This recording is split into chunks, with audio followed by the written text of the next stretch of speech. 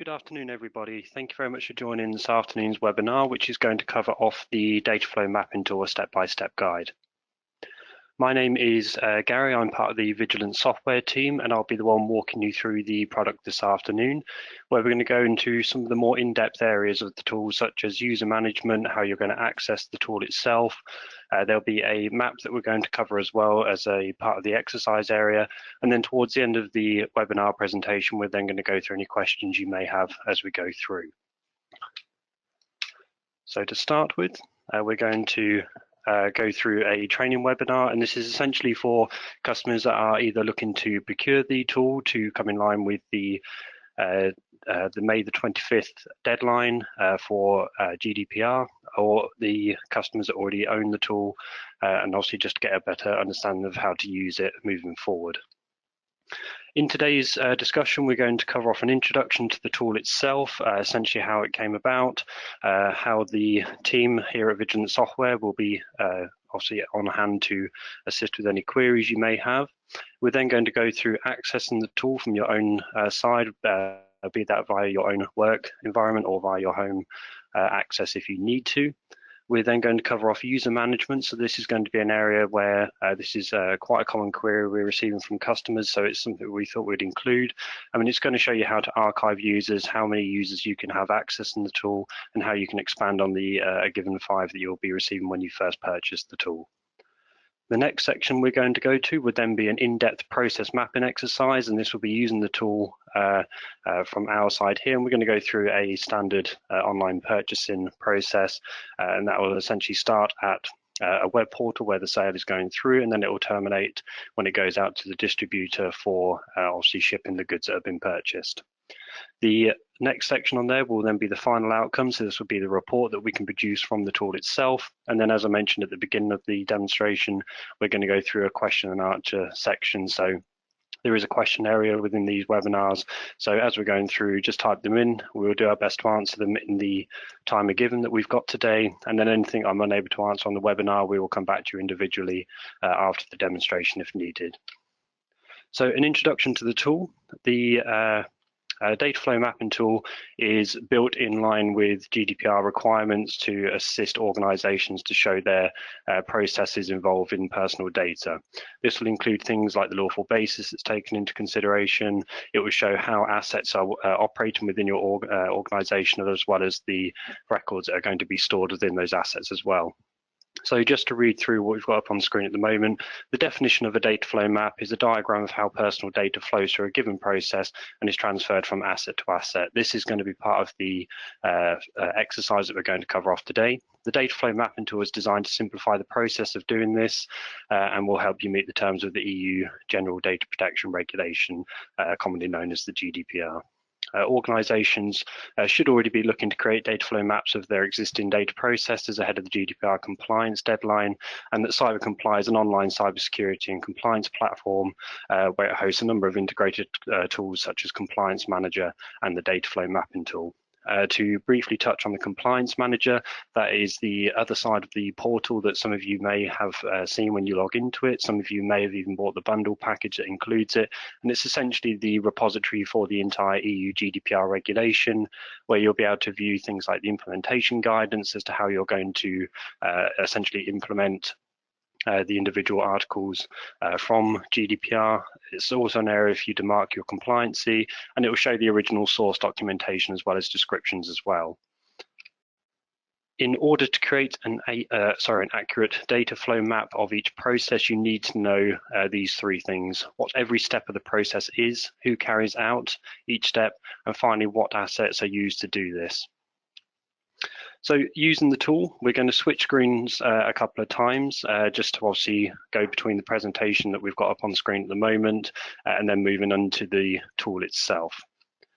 So the data flow mapping tool is essentially, just to cover off some of its main selling points, it is easy to use. The data flow mapping tool will simplify how you map data flows, giving you more time to spend on identifying and resolving data protection issues. So essentially, it's also a way of your organization maybe finding areas that need to be improved upon, or for you to actually gain a better understanding as to how you store data or how you transfer it.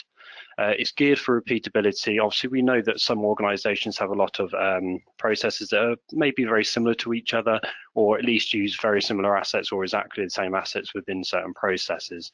With that in mind, the tool has a way of storing assets as well as all the records that relate to them. That way that they're readily available to you each time you create a new map. And it will also log personal data items. So essentially you can generate an inventory of personal data, specifying what the lawful basis is and the types of personal data and the categories of the data subjects. The Cyber Comply, or the data flow map itself, is able to produce data flow reports, and this is a version controlled data flow report compiled information from your data flow map in an easy to read format to share with stakeholders. So this is something we're also going to demonstrate when we get into using the tool itself. It embeds data protection by design. The tool is essentially for organizations seeking to embed data protection by design and by default into their own processes themselves. And it will give optional access to security controls. The data flow mapping tool integrates with the compliance manager, as I've just mentioned, so you can record what security controls have been applied to a process and keep track of whether the process is governed by specific regulatory, statutory, and contractual requirements. So user management, we have briefly touched on this before, and it is available on our site as well.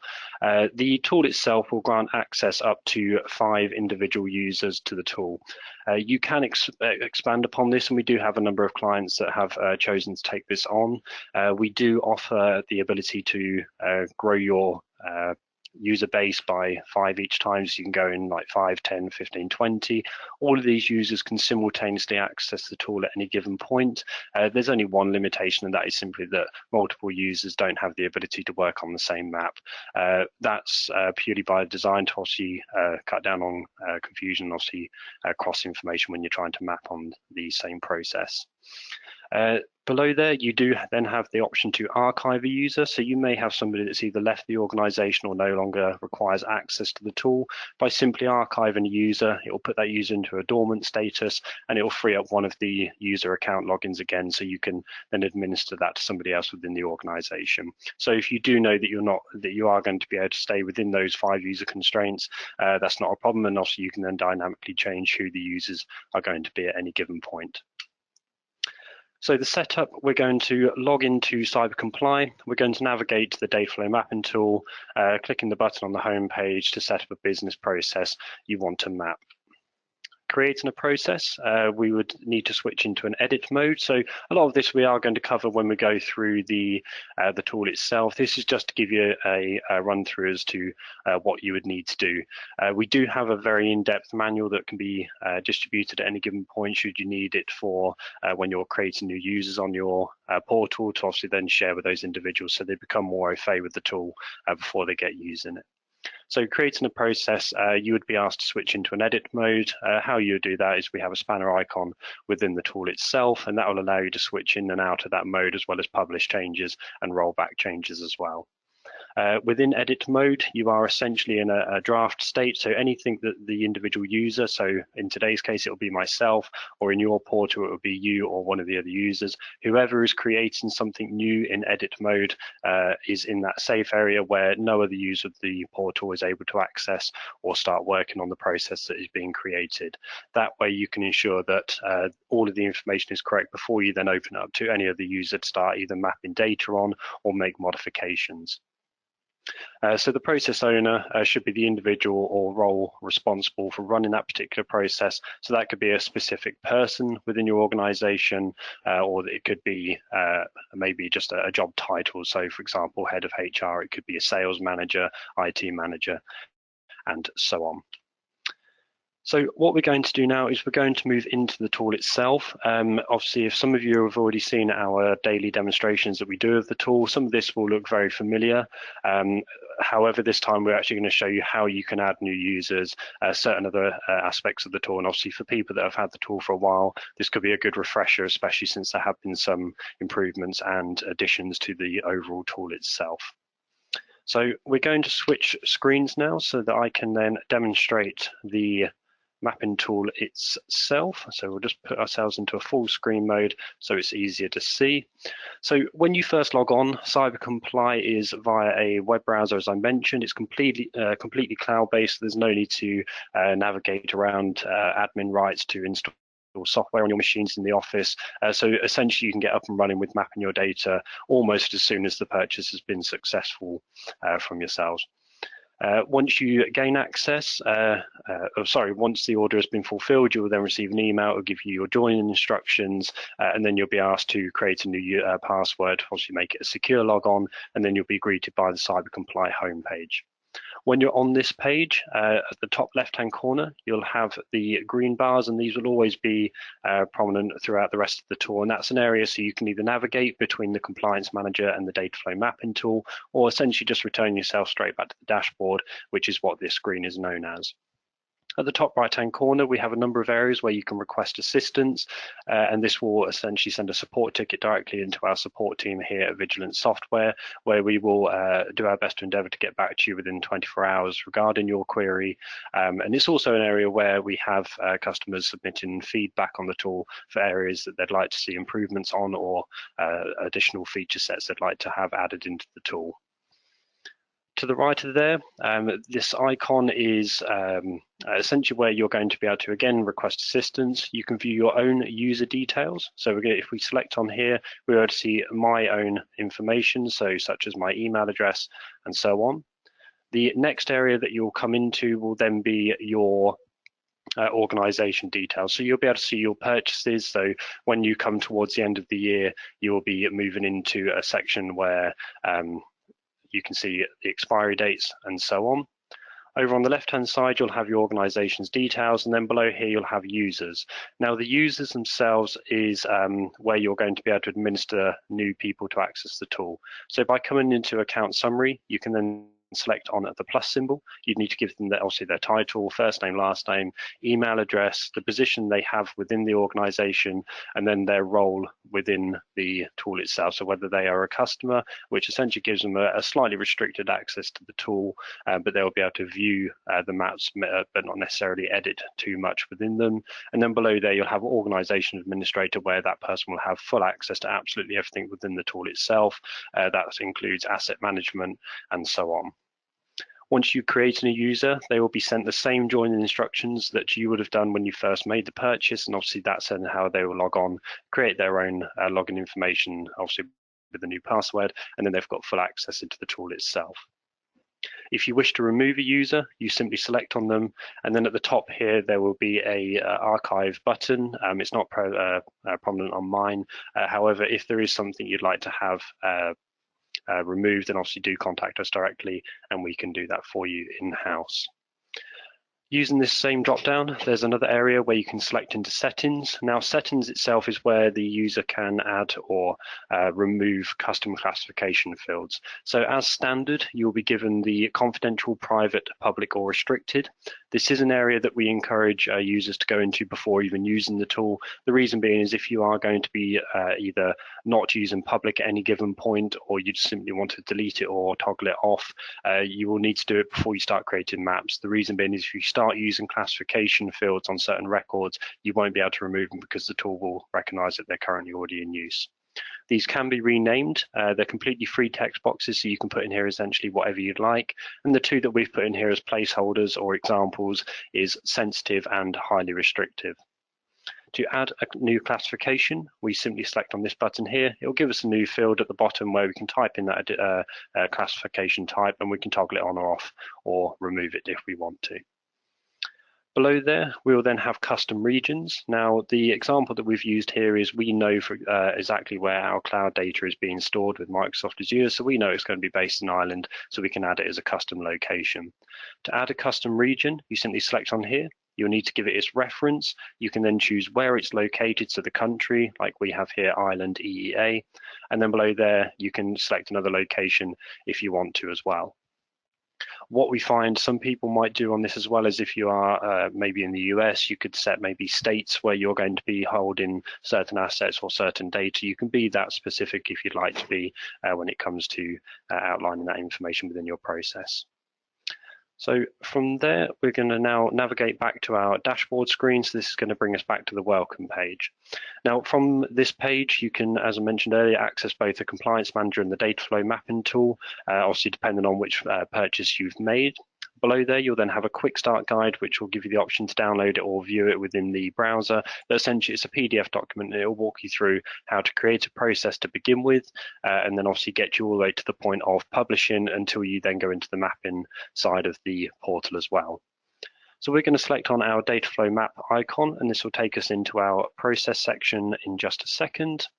Now, from here, we can start going straight into creating a process, but we're going to divert off into another area that's been recently added into the tool. So again, for anybody that's had the tool for a while, this will help cover off some of the new features that have been added. On the back of that, we have recently, or as of today, updated our user manual to support the tool as well, which also includes all of these new feature sets that we've been adding into the tool over the past couple of weeks. So from this drop down on the top left hand side, there'll be areas that you can access, such as assets, organization assets. That's actually one of the new key areas that we're going to look at. And if you have the compliance manager, you'll then have access to the organization contracts, ISMS controls, legal requirements, and then you'll have processes, which is the section we're currently on. That's part of the data mapping tool, and the same as tasks at the very bottom as well. So we're going to navigate into our organization assets to begin with. Now, this is an area where you can either upload a pre-existing asset register should you already have one, but it is also an area where you can add them in manually if you needed to, such as setting custom locations and what they're going to be called and what they're acting as.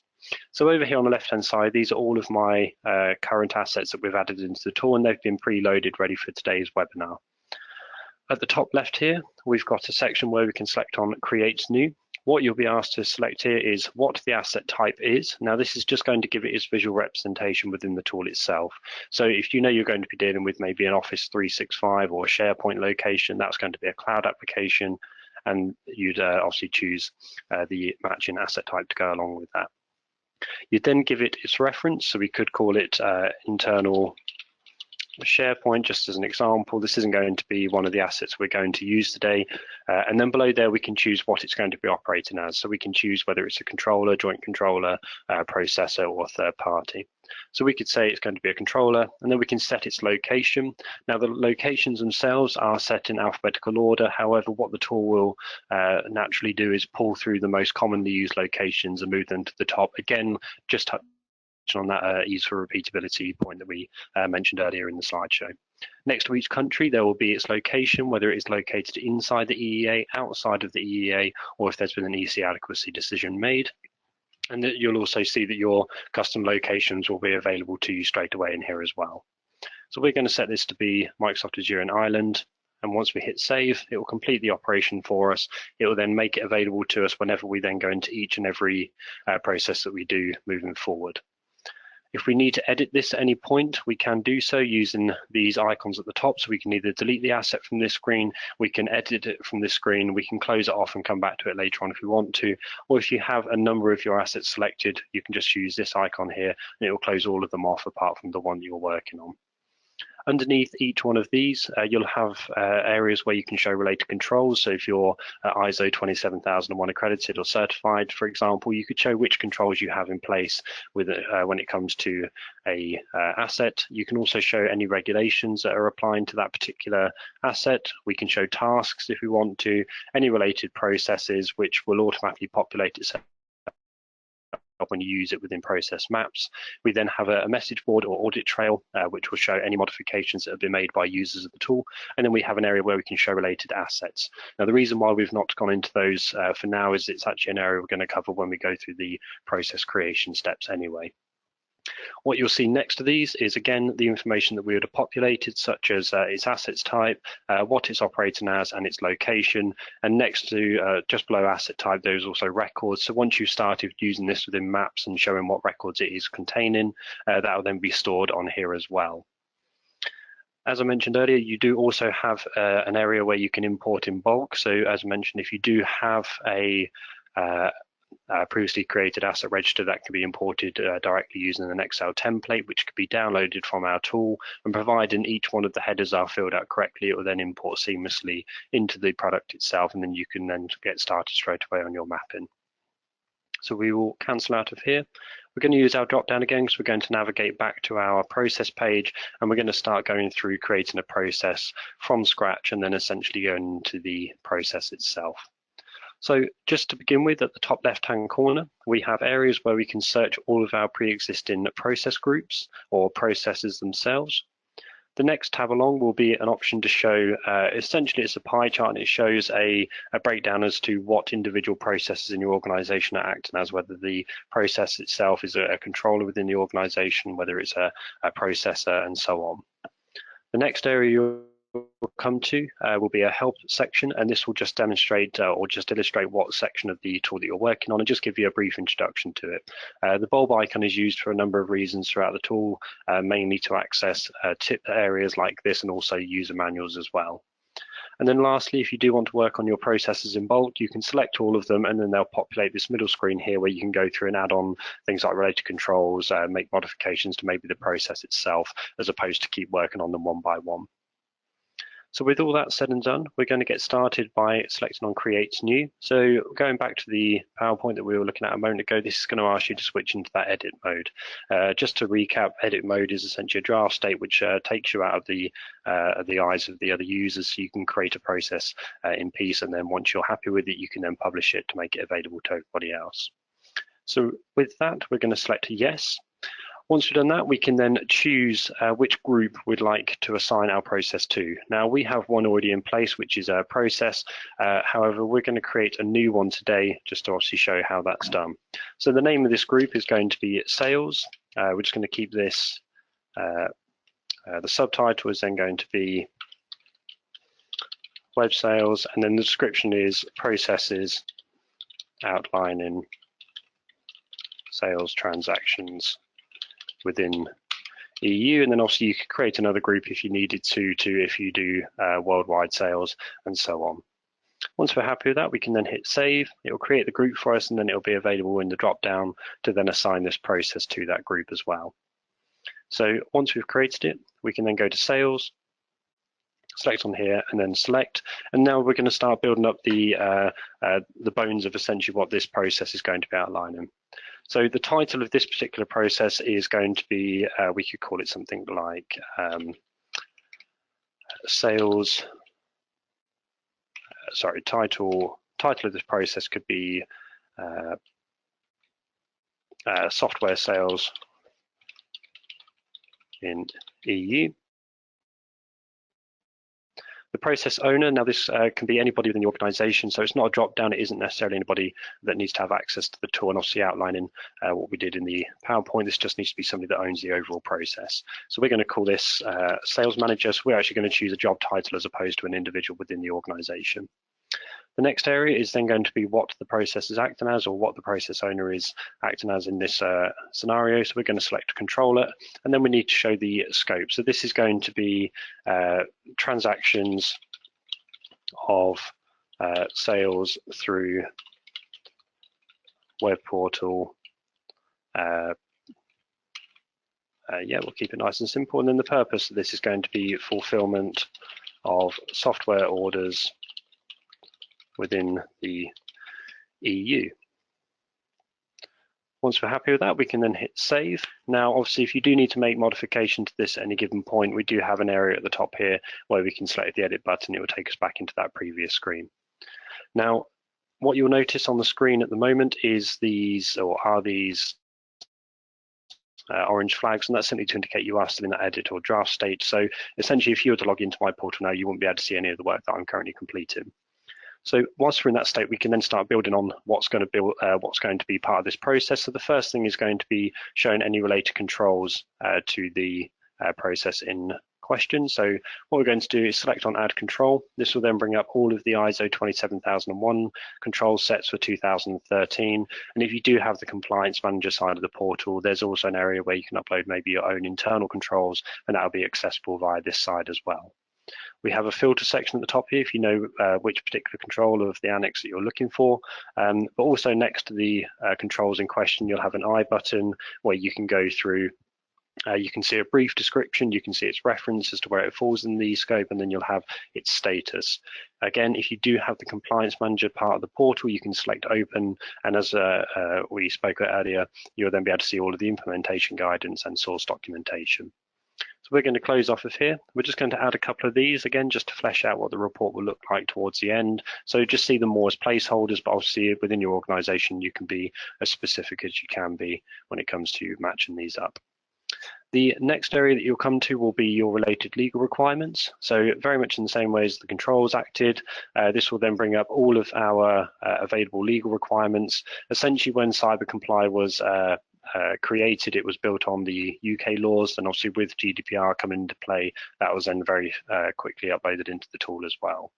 So if we scroll down about midway, we will then come into our GDPR section where you can see the individual articles and recitals as well. And using the I button, you'll then have a quick description of what is involved in that particular regulation, its article number or reference number, again, its status. And if you've got the compliance manager, you can select open and view the implementation guidance. So we will close out of here. We'll just add this top one again as a placeholder. It will confirm the operation's been completed for us, and we can then close out of this section. The next tab along here will be related tasks. Now the tasks section is to assign jobs for individuals that have access to the tool itself. So for example, I may be creating this process, but I do not know the transfer of data or what data items are handled. So I may need to rely on somebody else within the organization to create the map for me. All you'd need to do is select on create task. Once you've done that, you can choose who the owner of that's going to be. For example, G Baxter. You can give them their deadline over here. And then finally at the bottom here, you can give a description as to what the task is going to be. At the top, you do have editing options such as bullet points, number points, and you also have the ability to show hyperlinks on here as well. The next tab along here will be related processes. So you may have a number of processes within your organization that share relationships between each other, but don't necessarily overlap or need to be shown in the same process map itself. So all you need to do is select on add process, and it will give you visibility of all of the previously created processes within your portal, and then you can show the relationship that way. The next section along here will then be the message board or audit trail. So as you can see here, we can keep track of any modifications or changes that have been made to the process over time with a date and timestamp. It will then show which user has made the modification and what modification was actually done at that given time. You can also leave comments under this section. Now, a running theme throughout the rest of the tool is that comments are only available or only visible to users of the portal. They do not show up on reports. There are references that there are comments on areas, but it won't show the comment itself. The reason for that is obviously these comments boxes do not have character limits, so they can be as in-depth or detailed as you need them to be. And obviously it's to keep the format of the report readable and obviously easy enough to reproduce if needs be. Over here on the right hand side, you'll also have another section where you can upload files. So if you're running off of maybe an older spreadsheet system that you show data transfers, you could upload that into the tool to then give the user the reference point to then go ahead and map the data correctly within the data mapping tool. And then finally on here, you'll then have related assets. Now, this will actually mirror exactly what the what the asset management part of this system does as well. So when we start creating assets or using assets within the map itself, they will then show under this section as related assets. And then if you go to the asset management, it will then show which processes that particular asset has a relationship with or which ones it's being used within. So once we're happy with all of this, if you want to run a report based on the report on the process level itself, obviously without the process map, you can do so by selecting on the report button, and it will give you the overview of what we've just created, along with any related controls and so on. So you could use this as maybe the front page to the overall end report towards the end, and this has the ability to be printed directly from the tool or downloaded and exported into a PDF document for electronic file keeping as opposed to physical copies of them. So we will cancel out of here. And then if you are working on them in bulk, again, there's another section here where you can search a lot faster. And again, we've got this bulb icon at the top right-hand corner, which will just give you a very brief help section as to what you're currently working in.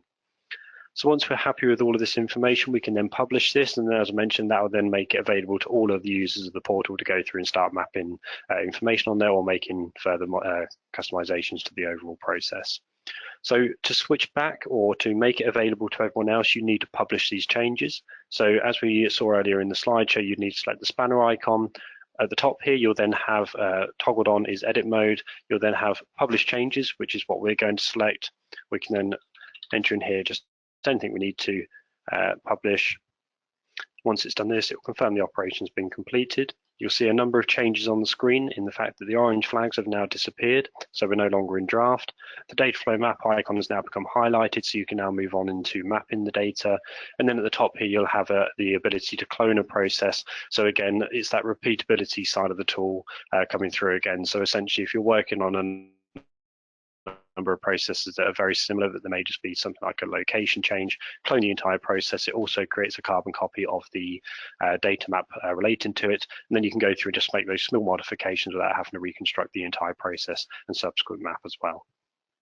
So what we're going to do now is we're going to move into the Dataflow map itself. So we're going to select on Dataflow map icon, and this will take us into the map canvas.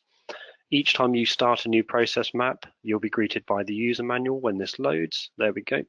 So this will just walk you through the toolbars and some of the editing functions within the tool itself, within the map, sorry. And as I mentioned, we do have a more in-depth manual that can be distributed to you at the time of purchase, or you can request it at any given time from our support team. This user manual will just simply walk you through, as I mentioned, the toolbar itself and just show you its functionality. And this can also be downloaded into a PDF and shared with stakeholders or new users that are going to be using the tool over the next coming weeks, months, or years. So we can close out of here as we're essentially going to demonstrate how to use the tool in this afternoon's webinar. But should you need to get back to it again using the bulb icon, that will take you back into the user manual like so. Whilst we're at the top right-hand side, we're going to go from right to left, and that'll be a nice finishing point to bring us across onto the asset library, which is where we're going to demonstrate how you can add new assets within the map canvas itself, and also how you'll start using assets when it comes to creating your map. So the first option you'll have next to the help icon will be the ability to export your maps into or export your reports into a Word document. And the reason you may want to do this is to make further customization, such as adding your own company logos. You may have your own version numbers that you need to conform to, and obviously any other areas that you'd like to modify to suit your own requirements.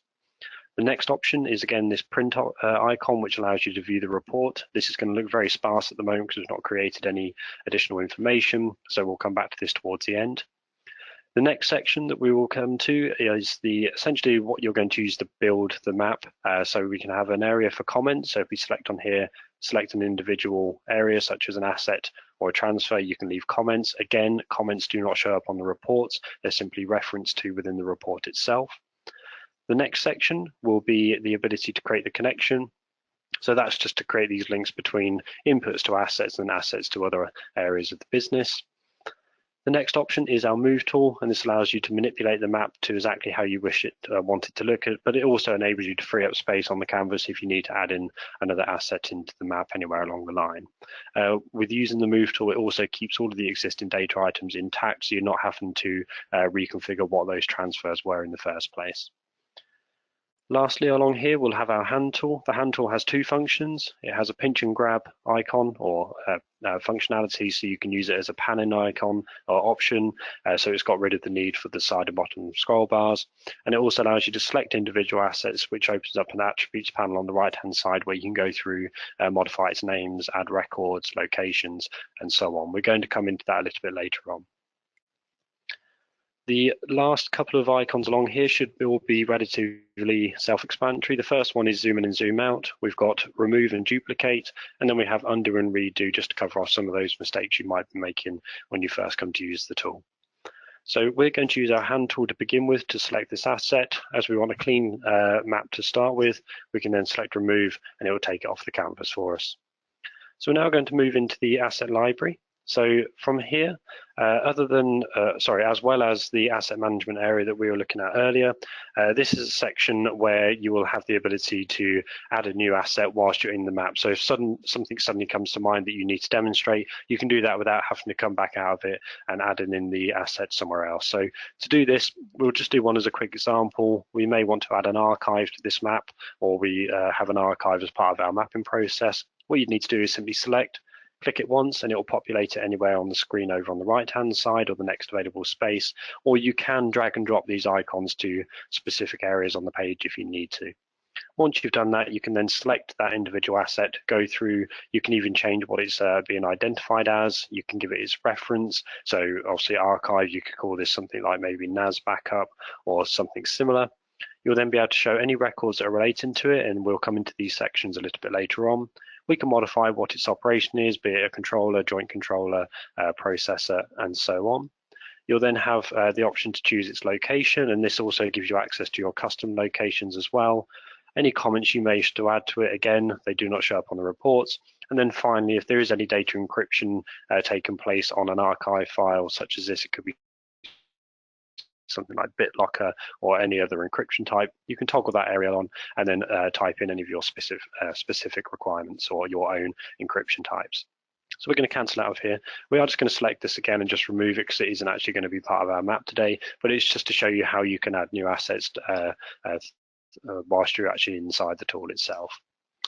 The next option along here will then be the ability to show data being entered into a map. Now also we are going to be using one of these today. So again, just by simply clicking it once, it will populate the next available space, or again, you can drag and drop it to somewhere more specific on the page should you need to.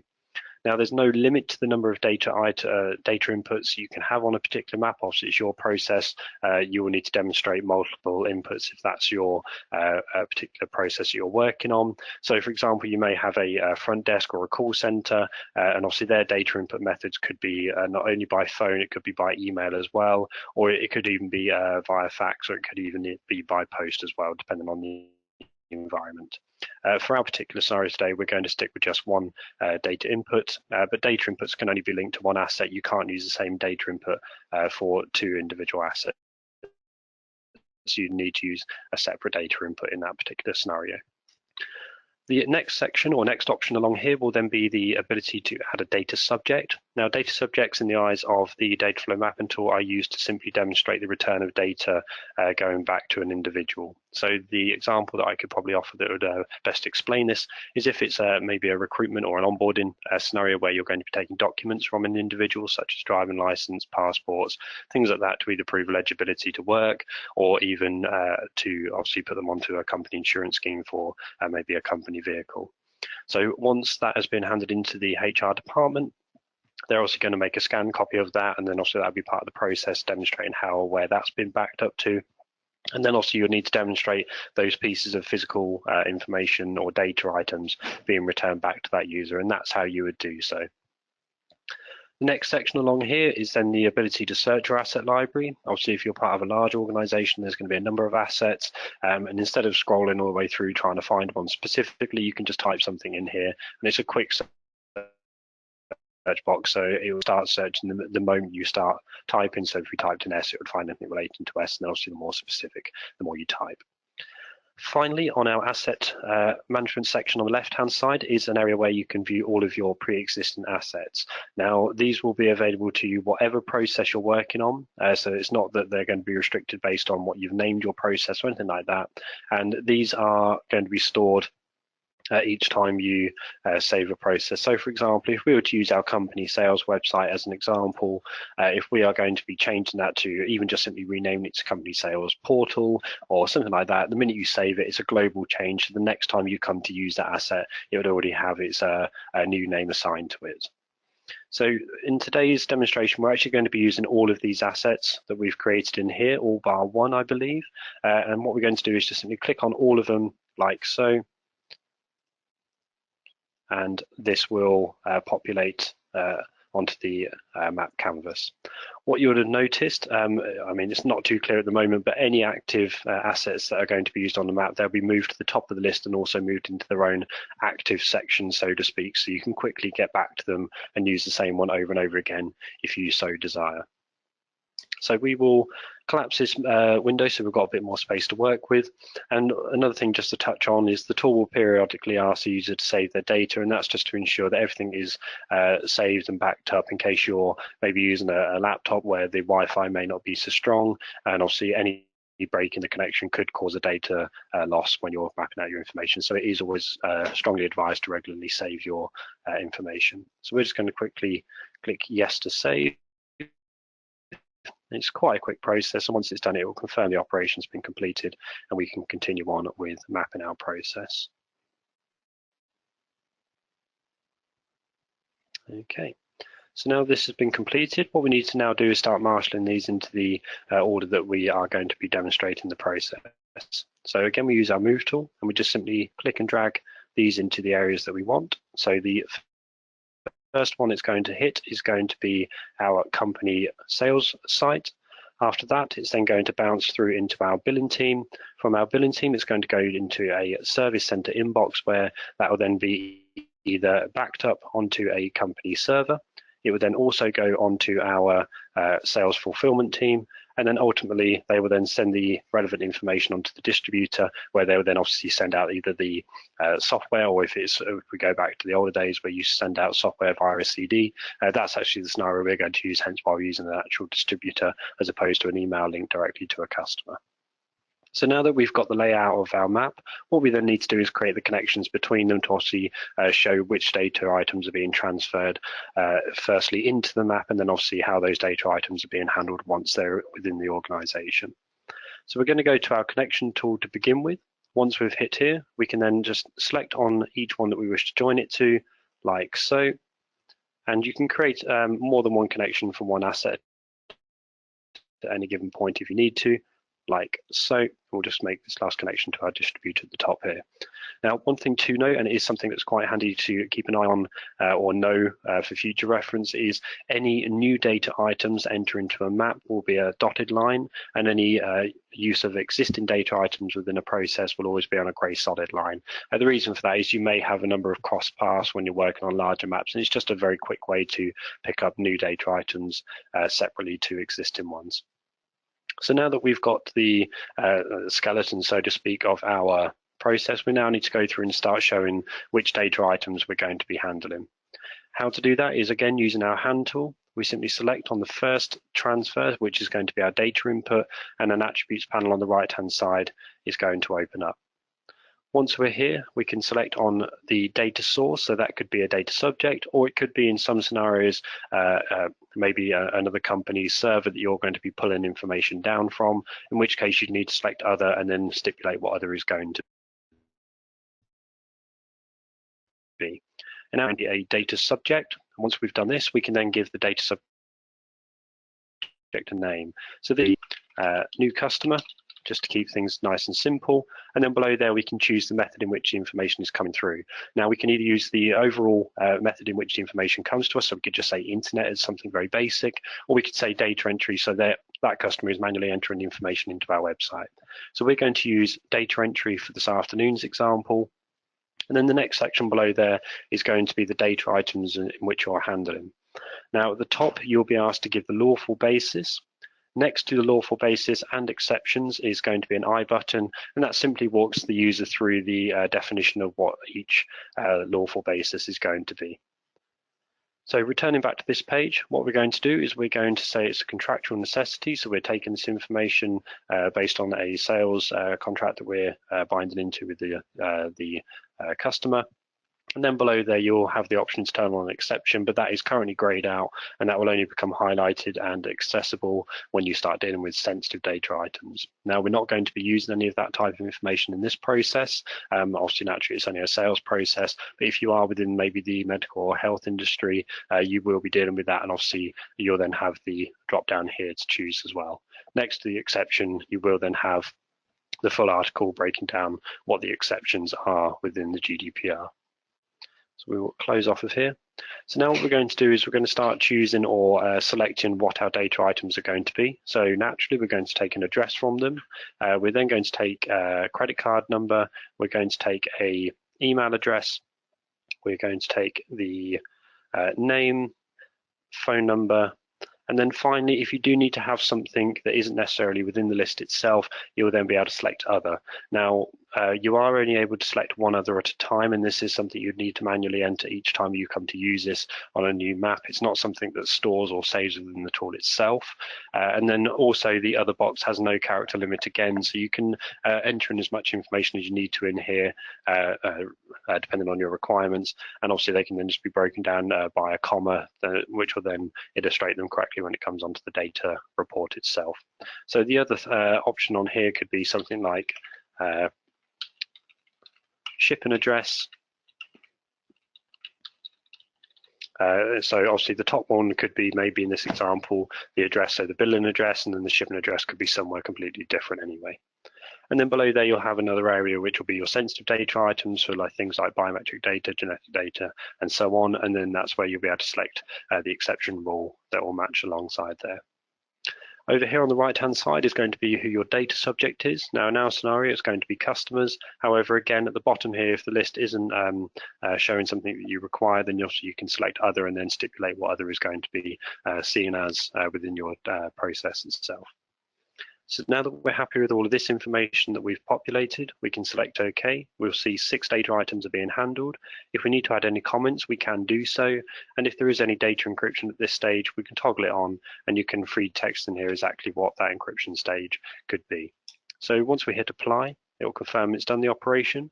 We can now see the data input has now been named, so it's now shown as new customer. And we can then see the number of data items that are traveling along that existing transfer. So what we're going to do in order to build up the map, we're going to show these data items transferring through. And once we've done that, we're then going to go on to a couple of the assets to show how they handle that information and what records they're going to be storing.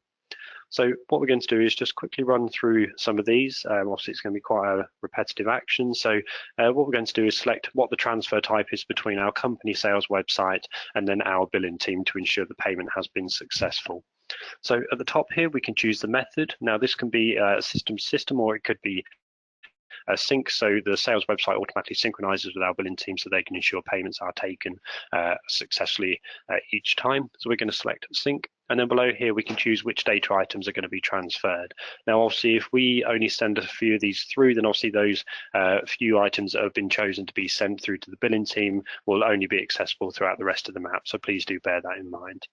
So we're going to select all at this stage because obviously they're going to need all of this information to ensure the payment has been successful. Once we've done this, we can select OK. And again, we've got any comments or if there's any data encryption on here, we can toggle those on as well. So we're going to hit apply. So once the billing team have done their work and they've confirmed that the transaction has gone through correctly, we can then select on this next transfer, which goes to our service center, where they will then distribute the order notification out to the relevant team to then obviously do the fulfillment. So what we could show here is a method on this section could be an email. So this will be sent from the billing team to the service center inbox, and then we need to select again all of these data items to be sent through. We may not necessarily need to show the credit card number, but we will do in this scenario because obviously that information will just need to be backed up onto our servers for future use if needs be. So once we've done that, we can select OK, and again comments and data encryption if necessary. We will turn this on again, and what we're going to do now is just show what the service center is going to do with these 6 data items.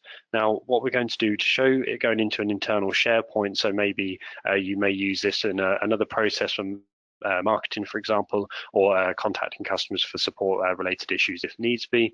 So here we're going to say this is going to be a data entry, so our service center is going to enter that information into an internal SharePoint system, and then these data items that we're going to use here is going to be essentially absolutely everything apart from the shipping address and the credit card number. That information doesn't necessarily need to be stored on the SharePoint system, but these other areas will need to be. So we're going to select OK on here. So we're only showing these 4 data items, data encryption and comments available again. We're now going to show what information is going to be backed up onto our company server. And once we've done that, also when we go into the asset themselves, we can then show what records and how long they're going to store that data for. So at the top here, we're going to say that this is again either going to be a data entry, or we can say this is a backup of the email that would have come through from the billing team. And once that's been selected, we can just go through, click on all of these again to say that we're going to keep all of this information stored, select OK, again, any comments or data encryption. Now, these last few steps, this is going to show an even bigger reduction in the number of data items being transferred. So again, the method of this is most likely going to be via an email from the service center inbox to the sales fulfillment team. And then we're going to show the data items along here as being simply the address, the email address to obviously send out an email to the customer to say it's been shipped. And then we're going to use the name and phone number and shipping address. So essentially everything other than the credit card information. So once we've done that, we can select OK, comments, and data encryption. Lastly on here, we're going to select on here, this could be maybe another email that gets sent to the distribution company, or it could be via a system to system, so you're accessing it via a web portal for the distributors such as Royal Mail in the UK, DPD, DHL, and so on. So we're going to select system to system here. We're then going to choose the data items at this point, and we're going to say they only need to have the shipping address, phone number in case there's any issues with the actual delivery, and the name of the customer as well. So we're going to select OK and apply. So now that we've built the process map itself, so just to recap, we've shown 6 data items coming in from our new customer. It goes via the company sales website, where it's then sent on to the billing team to ensure the payment has been successful. The billing team will then forward this information to the service center inbox, where it's then distributed throughout the organization, such as a backup to a company server. It will maybe go onto a SharePoint file for reporting later on. It will then go to a sales fulfillment team, and then the last few pieces of information will be sent over to the distributor to send out the order itself. So now that we've shown all of this information, what we're going to go through now very quickly is just a quick run through of some of the assets themselves, and then we'll then move on to the report itself. So each one of these have been pre-configured in the way that we've given them their name. We've shown what they're going to be demonstrated as, so such as company website, that's going to have a web application icon. The billing team is indicated by a person, and so on.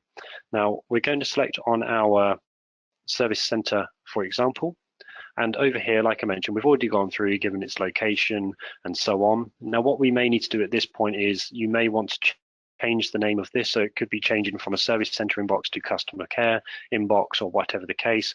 If you do make that modification, as I mentioned, it is a global change, so we could just rename this as customer care inbox. And once we save this information, that will then be updated within the asset library as well. We can also modify the operation. Now, what this will do is not only obviously change what it will show up as when it comes into the report, but it'll also change the coloring of what is being displayed on the map. And that's just to quickly give you a top level view as to which each individual asset is going to be acting as. So if we were to change these now to be a processor of this information, we can then modify their location if we wanted to. And then finally at the bottom here, we've got comments and data encryption. Again, exactly the same as you would have found on the transfers themselves. So before we click apply, we're actually going to add a record onto here. So this is just going to be the information that is going to be stored at this particular point within the map. So to select a record, we can click on add record at the top right hand corner and show what the name of this record is going to be. So we could say this is going to be sales transaction data. And then there could be another record that they store, such as order notification information being stored as well. So once this has been created under the name, we can then choose what the classification of this information is going to be. So here is where you're going to start seeing your custom classification fields, such as we had already entered in sensitive and highly restrictive.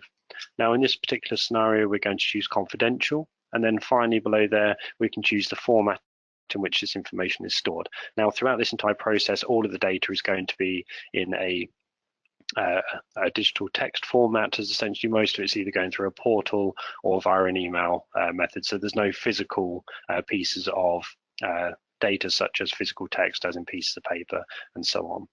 So we're going to choose digital text. Next to there, we can then choose our retention period. Now this can be anywhere within days, weeks, months and years. However, if it is an asset that you're unclear of the retention period at that given time, you can leave it as unknown, and then when you come to run the report, it will point out that you have records with an undefined retention period, and again that will then be another reason why you could use maybe the organization tasks at the process level as well. So we're actually going to select that to be unknown for today. So at this moment in time, we're not too sure. And that's purely just so that when we come into the report, we can demonstrate how it picks up on that information as well.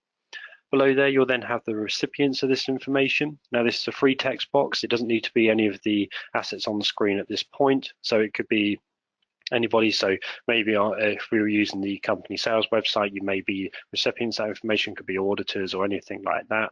But the recipients on here is just going to be the sales manager simply as a placeholder. Once we've done that, we can select OK. It will then show the record as it is for now. We can always go back in and edit this record, and this will be stored on this asset essentially for eternity unless you delete the asset itself. So each time you come to use this particular customer care inbox in another process, that record will automatically pull through straight away for you, so you don't have to keep demonstrating that in each new process. On the note of records, there are no limits to the number of records that can be stored on a particular asset. So things like company data servers could have anywhere in the region between 20, 30, 40, all the way up to 100 records. And also you'd need to demonstrate that, but the tool itself has no limitation as such to stop you adding in as many as you'd like. So once we're happy with all of this information again, we can hit apply. What you'll see now is the color of the icon has been modified to illustrate that it's changed its operation. The name of it has also been modified. And then over here on the left hand side in our asset library, you'll be able to see customer care inbox with all of the updated information. We're going to do that a couple more times just to add a number of records into the process itself, just so that when we come on to the report again, there's a little bit more meat and bones to the report, so we can run through it a little bit more effectively. So the next section we're going to look at is going to be our company server in the UK. Now, the reason why we've named that is an organisation may have a number of servers depend on their base of operations. So maybe this particular area is going to be in the UK. However, we may have an office in the US, and obviously that'll have its own server location, and they'll speak to each other over a network system. So at the top here, we're going to leave all this information as it is, but again, we're just going to go through and add a couple of more records on here. So on here, we're going to add a new record, and this record that we're taking is going to be sales transactions.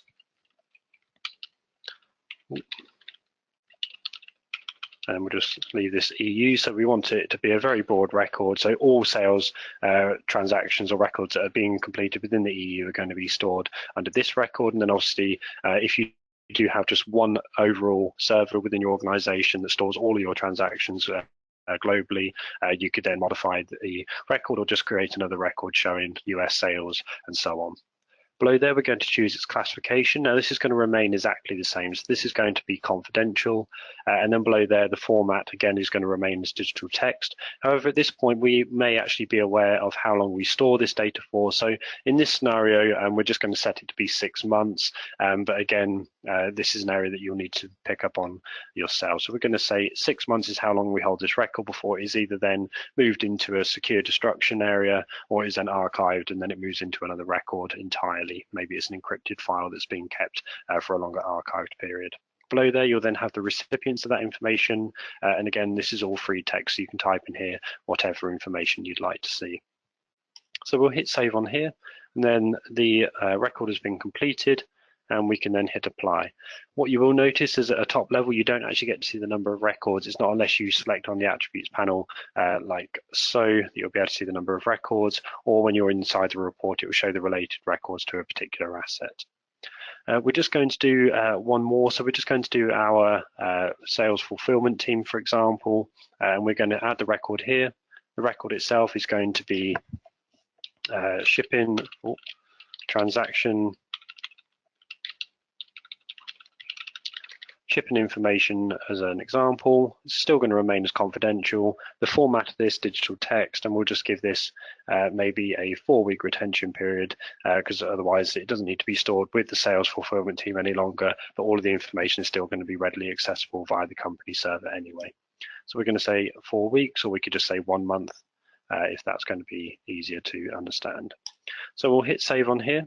Now, what you may have noticed is we've actually set some of our assets to be in different locations. So our distributor as well as our call center or sales fulfillment team are actually based in France. That's just simply where we've chosen that sales team to be, and also the distribution route that we're going to be using is based in France as well. The reason for that is just very simply so we can demonstrate cross-border processing when it comes to the end report as well. So once we're happy with all of this, that is essentially the map that we are going to be working on. What we're going to look at next is the end report that you're going to be able to produce from the tool. And again, like I mentioned, you can view the end report within a Word document or live within the portal itself, which can then just be printed directly or exported into a PDF document. Just to illustrate something else that we mentioned earlier about moving icons around on the screen, if we need to free up a bit of space, you can do so like so, and absolutely everything on the transfers will remain intact as you need them to, because obviously otherwise you're going to have to keep going back through and recreating these transfer types each time. So we're going to leave our map looking as it is for now. And what we're going to do now is we're going to go into our report itself. So we're going to view the report. So this is the end result that you're going to be getting from the data mapping tool itself. So again, if we put this into a Word document, for example, absolutely everything is customizable based on your requirements. The document itself doesn't have any locked-in formats. There's nothing that can't be removed or manipulated to suit your requirements. So again, if you need to add in your own version numbers as an example, just to match your own internal record, you can do so. If you want to remove the Cyber Comply logo, you can do and replace that with your own internal logo or your company logo as well.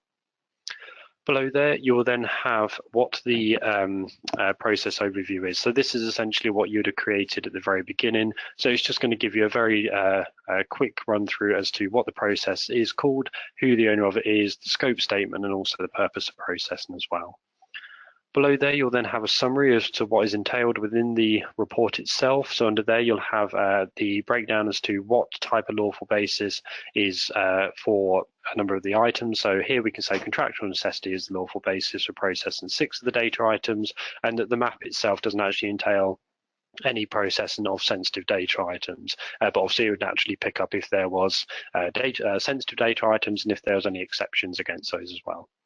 Below there, you'll then have the report automatically picking up that there is cross-border processing. So again, the sales process itself, the majority of the assets are based in the United Kingdom, but we did set our sales fulfillment team along with the distributor in France, and that's why it's picked up that information. And if we were to set maybe one of our servers to be based in another offshore site, maybe in the US, somewhere outside the EEA, the tool would automatically pick up on that for you as well. That's not an area that you need to go in and manipulate yourself or remember to do. Below there, you'll then have section 1.1, which is the map itself. Now, while the map will scale relatively well, also if you're working on very, very large maps, it may become to the point where you can simply see the icons themselves, purely because the format of this is to an A4 format. Now, if you go into the report or into a Word document, this is simply a image file itself. So you can always either manipulate it within the Word document, or you can simply remove it and just use the link above to then log back into the portal if you need to view the map at its original size as well. That is particularly helpful if you're using it in presentations with regards to senior management or stakeholders in your own company. The next section that you will come to will be section 1.2, and this is your personal data inventory. So underneath each one of these headers, it will give you a description as to what it actually is, and then below there you'll have a summary. So again, it will just point out that none of the information is sensitive data items, and again, it will just reference what lawful basis is against 6 of the data items. So this is all going to be table formatted, so you'll have the data item on the far left, so the address, credit card, and so on. You'll then have the data subject, so who this information is being sent in by, or where you're gathering the information from. The lawful basis, so we chose a contractual necessity. And then finally, if there is an exception against any of the sensitive data items, if we're handling them, they'd be illustrated in this last column, but in this case, it's going to be not applicable for now. Below there, if we were using data subjects, so for example, if we were sending additional information back to somebody, maybe we could have sent one from the billing team going into the back to the customer, like a receipt or something similar, that would then be displayed here.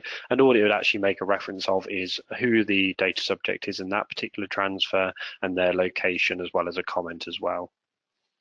The next section on here will be section 1.4, and this is your asset register. So again, you've got that description as to what an asset is and how it fits in within your organization. Below there, you'll then have a summary of the assets themselves. So it's actually automatically picked up that one of the identified assets is operated by a processor, and it does automatically know that all of them are located within the EEA. Obviously, that summary would be slightly different if we'd set somewhere to be outside of that region. Coming into the report itself, on the far left, you'll have a list of all of the assets that are being currently used within the tool itself. You'll then have, within the map that we've created today. On the right to that, you'll then have its location along with its status as to where it is within the within the world, and obviously EEA, non-EEA, etc. You'll then have what they are operated as. Now, on here, we will have the operator. So anything with a hazard symbol is simply there just to indicate that somebody other than a controller is handling your data. You'll then have a column for encryption and what type is being used. You'll then have a record. So some of these we didn't go through and add records to, so they'll be not selected. And then you'll have sales, transactions, EU, and so on, the ones that we did create. Then on the far right-hand side, you'll have a comments column. So as I mentioned, this won't show the comment specifically, but it will make a reference that there are comments related to that asset. Now, what we find some users may wish to do is simply remove this column from the report entirely and essentially just tidy up the end report for your own records. And this is all doable if you do it inside the Word program. The next area that we will come into is going to be section 1.5, and this will be your records. Again, you'll have a description as to what a record is, and then below there you'll have your summary. So the first point that it automatically notifies you on is that one of the records has an undefined retention period, and that's illustrated in the table itself, and the retention period is not selected. And then obviously who the recipients are next to there. Next on there, it will show that the classification, all of the records is confidential. However, if we had chosen different classification types, they'll then be broken down under that summary as well. Below there, again, you'll have the same table format. You'll have the name of the record in question. You'll then have the classification type that you've given it. You'll then have the format, so whether it's text or digital, the retention period as to how long you're storing that record for, and then finally the recipients of that information within the organization. So we only set that on one of them, and it was a sales transaction data, and that would be accessible, or the recipient of that would be a sales manager. Below there, and it's actually the final point on the process report, is then going to be the transfers. So whilst we have the map in the background, which illustrates from the top level, you are going to need it outlined in a tabled format, so you can clearly see how the process is broken down. So the very first point that you will come to, the method is then going to be the data entry, and that's going to be our first input coming into the process map. So you'll have the data source. The data subject is the option we chose there. You'll then have the number or which data items are being transferred along that particular connection. You'll have where it's coming from and where it's being sent to.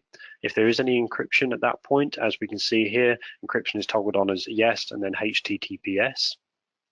The next section is third country transfer, which I will just quickly go back into the report in just a moment and just illustrate where that actually comes into play. And then finally, you'll have the comment section. Again, this area can be removed if you don't want it to be displayed within your report itself.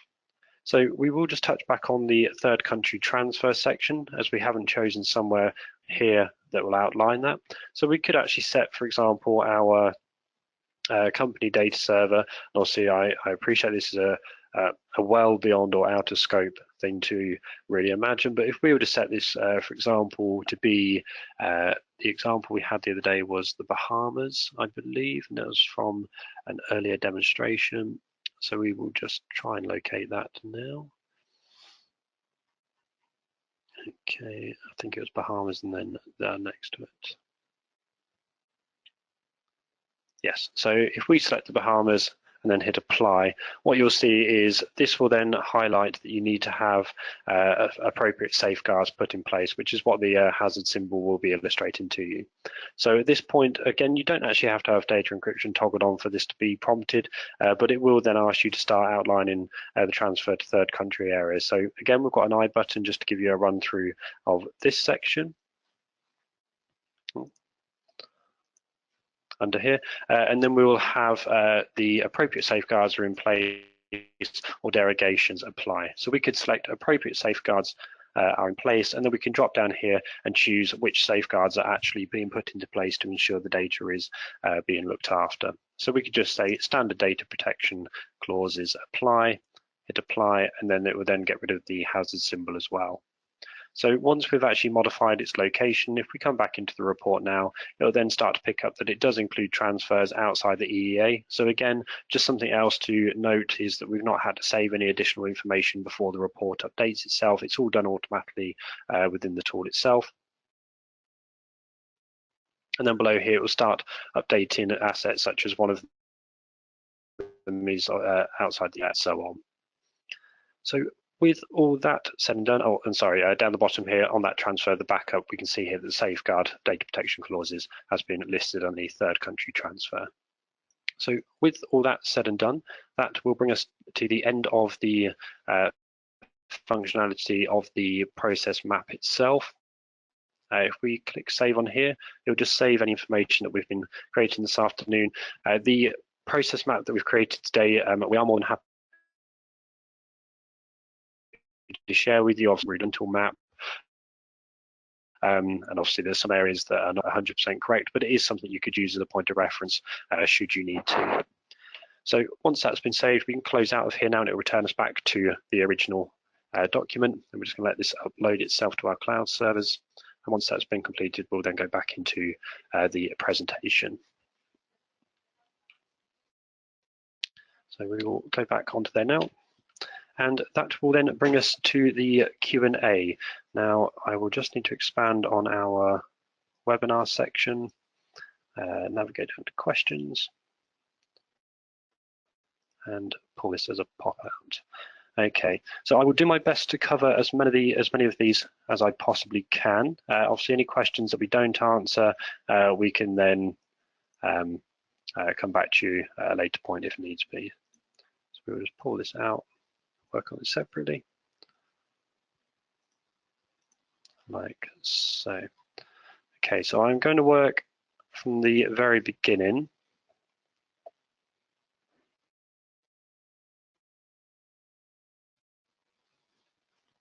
Okay, I understand. There's a couple of concerns. Oh, okay, so the first couple were about the sound, but that was due to the meeting starting a little bit later. Okay.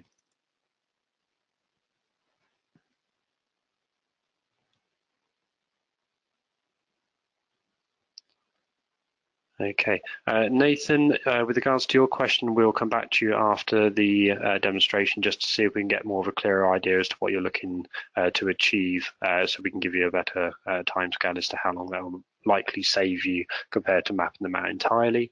Will the archive new users functionality be published soon? All being well, it did used to be a part of the tool, Sasha, and obviously it is something that we can try and see if we can get back into the tool as well. But for the time being, I think it is going to remain with us in support. But obviously, if you contact us and let us know straight away which users you do need removing, it's a very quick function for us to do for you, and then also we'll just respond back and let you know when the action's been completed. Linda Kirby, with regards to can you move the connector if you have connected to the wrong two assets? No, so once you've created a connection between two assets or a data input to an asset, that is then set in stone. So if you've then gone ahead and shown data transfer items, the methods and so on along that transfer, unfortunately you can't then just simply drag that from one to another. The reason for that is obviously some of the data will be ever so slightly different, and also you'd still need to go through and modify it. So you'd have to simply remove the transfer and go back through and create it from scratch again.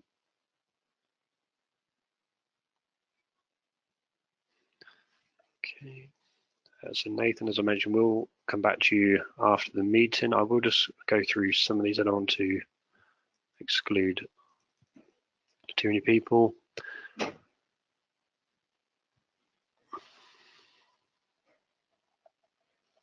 Okay, so question from Chris Payne: will there be an update to generate a DPIA report automatically from a data flow map, and if so, when will this be available? This is currently in the works at the moment, and we don't have a definitive timescale as to when that will be available. Obviously, when it is coming up to release, or as soon as we know any more information from our development team, we'll be happy to share that with anybody that is interested in that side of the tool.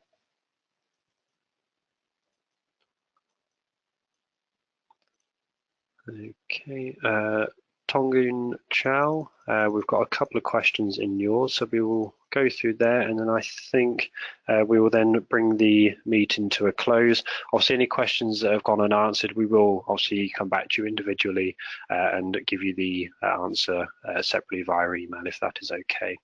So the ones that we've got here, I have a few questions about the tool. One, can there be more than one data input for a single asset? Yes, as I mentioned towards the beginning of the demonstration, if you use a reception desk as a prime example, that would be shown as an asset, and you can have 3 or 4 data inputs coming into that individual asset, maybe one illustrating a phone contact, email contact, and then also another one showing fax or another type of transfer. Number 2, can there be a bilateral connection between assets, for example? No, you cannot do bilateral connections. Essentially, you would need to demonstrate how that information is being looped back to the original point of where the information was coming from. Number 3, I see that there is an option for other for data items. Is it possible for me to add more than one other? Again, as I mentioned at the beginning of the demonstration, there is only the option to add one.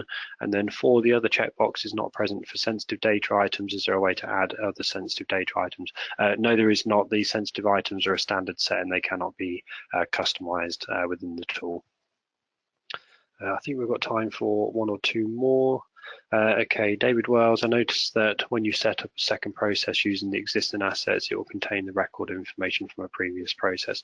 Yes, that is correct. That is intended by the tool. It's so that if you do use the same asset more than once in either the same process or a very similar process, those records will still need to be pulled through.